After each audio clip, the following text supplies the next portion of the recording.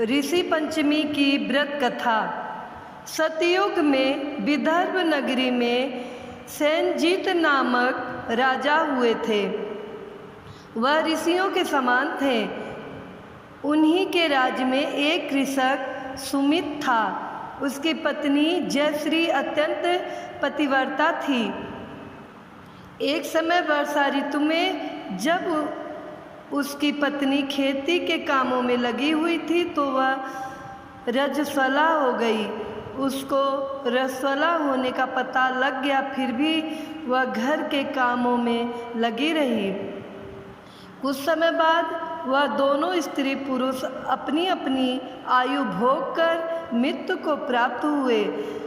जयश्री तो कुतिया बनी और सुमित्र को रजस्वला स्त्री के संपर्क में आने के कारण बैल की योनि मिली। क्योंकि ऋतु दोष के अतिरिक्त इन दोनों का कोई अपराध नहीं था, इसी कारण इन दोनों को अपने पूर्व जन्म का समस्त विवरण याद रहा। वे दोनों कुतिया और बैल के रूप में उसी नगर में अपने बेटे सुचित्र के यहाँ रहने लगे। धर्मात्मा सुचित्र अपने अतिथियों का पूर्ण सत्कार करता था। अपने पिता के श्राद्ध के दिन उसने अपने घर ब्राह्मणों को भोजन के लिए नाना प्रकार के भोजन बनवाए। जब उसकी स्त्री किसी काम के लिए रसोई से बाहर गई हुई थी तो एक सर्प ने रसोई की खीर के बर्तन में विष वमन कर दिया। कुतिया के रूप में सुचित्र की माँ कुछ दूर से सब देख रही थी।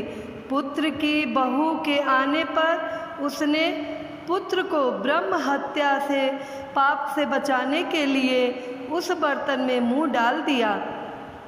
सुचित्र की पत्नी चंद्रवती से कुतिया का यह कृत्य देखा ना गया और उसने चूल्हे में से जलती लकड़ी निकालकर कुतिया को मारी।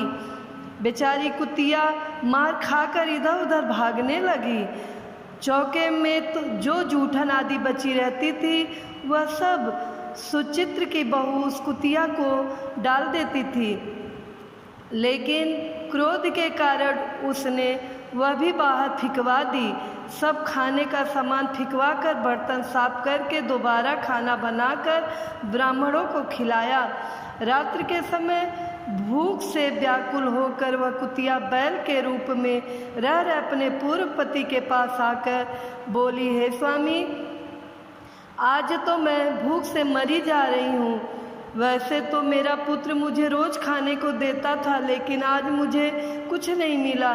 सांप के विष वाले खीर के बर्तन को अनेक ब्रह्म हत्या के भय से छूकर उनके न खाने योग्य कर दिया था। इसी कारण उसकी बहू ने मुझे मारा और खाने को कुछ भी नहीं दिया।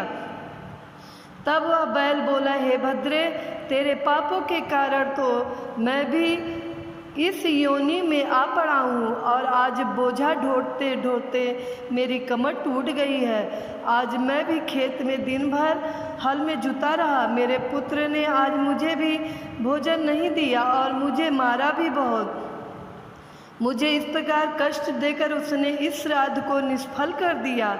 अपने माता पिता की इन बातों को सुचित्र सुन रहा था। उसने उसी समय दोनों को भरपेट भोजन कराया और फिर उनके दुख से दुखी होकर वन की ओर चला गया। वन में जाकर ऋषियों से पूछा कि मेरे माता पिता किन कर्मों के कारण इन नीची योनियों को प्राप्त हुए हैं और अब किस प्रकार से इनको छुटकारा मिल सकता है। तब सर्वतमा ऋषि बोले, तुम इनकी मुक्ति के लिए पत्नी सहित ऋषि पंचमी का व्रत धारण करो तथा उसका फल अपने माता पिता को दे दो। भाद्रपद महीने की शुक्ल पंचमी को मुख शुद्ध करके मध्याह्न में नदी के पवित्र जल में स्नान करना और नए रेशमी कपड़े पहनकर अरुंधति सहित सप्त ऋषियों का पूजन करना। इतना सुनकर सुचित अपने घर लौट आया और अपनी पत्नी सहित विधि विधान से पूजन व्रत किया, उसके पुण्य से माता पिता दोनों पशु योनि से छूट गए। इसलिए जो महिला श्रद्धापूर्वक ऋषि पंचमी का व्रत करती है वह समस्त सांसारिक सुखों को भोगकर वैकुंठ को जाती है। मित्रों, अगर आप सबको कहानी पसंद आई हो तो लाइक कीजिएगा, कमेंट कीजिएगा, ज़्यादा से ज़्यादा शेयर कीजिएगा और हमारे चैनल को सब्सक्राइब कीजिएगा। साथ में बेल आइकन बटन को प्रेस कीजिएगा ताकि हमारे नए कहानियों का नोटिफिकेशन आप तक सबसे पहले पहुँचे। धन्यवाद।